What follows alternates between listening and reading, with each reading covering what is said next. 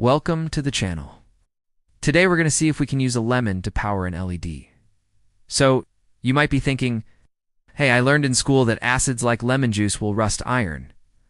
How are you going to build something with this thing? Well, my friends, it's time to put on your lab coats and goggles because we're about to get scientific. If you're not careful, these experiments can get messy. So please follow all safety guidelines. First, we'll need some materials like copper and zinc.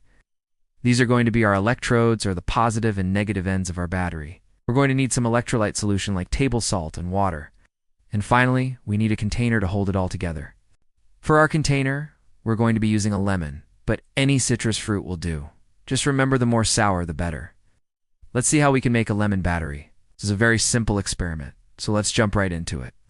Cut the lemon in half lengthwise and remove the seeds. This is our container. Now let's add 3/4 cup of water to the bowl. Add 1/2 cup of table salt to the water. Stir until the salt is mostly dissolved. Now we have our electrolyte solution. Now it's time to set up our battery. Take our lemon and insert the zinc electrode, or our negative end. Then take our copper electrode, or positive end, and insert that into the lemon. Then we going to pour our electrolyte solution into the lemon. And now we have a lemon battery. Connect wires to the electrodes and hook up your device. In this case, we're powering an LED. Here we go. Can you believe that the battery of the future could come from a lemon? But how does it work? Well, inside this lemon, we have two different metals, copper and zinc, and an electrolyte solution. The copper and zinc atoms are just hanging out, minding their own business. When we connect the wires, the copper atoms lose electrons and become positively charged ions. Those electrons flow through the wire to the zinc side, where they gain electrons and become negatively charged zinc ions. As electrons flow from copper to zinc, work gets done, which in our case is lighting up this LED. It's kind of like a relay race. The electrons are the runners passing the baton from copper to zinc. And that process of converting chemical energy into electricity is called a chemical cell reaction. Chemical cells are awesome, and they power a lot of things today. But there's another type of cell that could be the battery tech of the future. In a chemical cell, the energy is stored in the bonds of molecules. So when you connect the wires, those molecules release their energy as electrons flow from the negative to the positive terminal. That's how batteries and fuel cells work. Supercapacitors, however, store energy in an electric field. They're like a capacitor, but better because they can handle more power. They're smaller, lighter, and charge faster than traditional batteries, but they don't last as long. So let's take a look at this graphene supercapacitor. We have a sheet of graphene, which is just a really thin sheet of carbon atoms. Graphene is pretty amazing. It's only 1 atom thick, yet it's stronger than steel.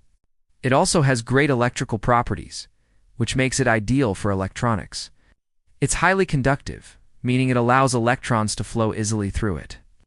And it's also flexible, so it can be made into different shapes and sizes. Because of its unique properties, graphene supercapacitors have a high surface area, which means they can store a lot of energy in a small space. And since they're made of graphene, they also charge much faster than traditional batteries. So here's how it works. On one side of the graphene, we have a positive electrode, and on the other side, we have a negative electrode. When we connect the electrodes to a power source, like a battery, electrons flow from the negative electrode to the positive electrode. Electrons accumulate on one side of the graphene, creating a negative charge. As more electrons build up, the potential energy increases, kind of like a stretched rubber band. Once the potential energy is high enough, it's released, and the electrons flow back to the positive electrode. This cycle can repeat over and over, storing and releasing energy as needed.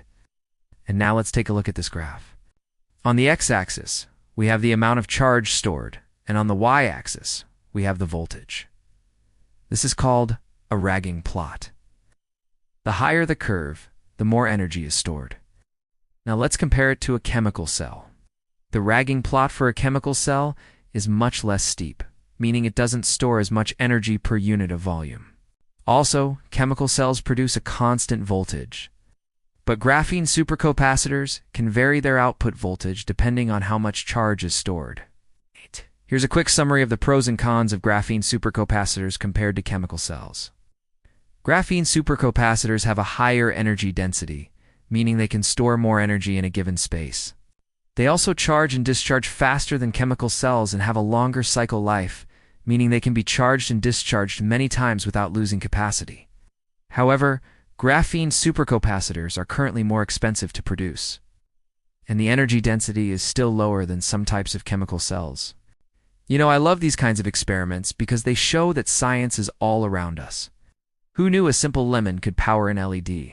So it looks like the battery tech of the future could come from graphene supercapacitors.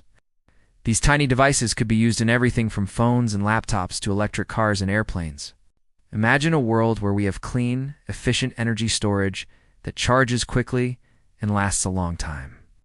With graphene supercapacitors, that future could be closer than we think. All right, it's riddle time. I'm one atom thick, but I store the future. What am I?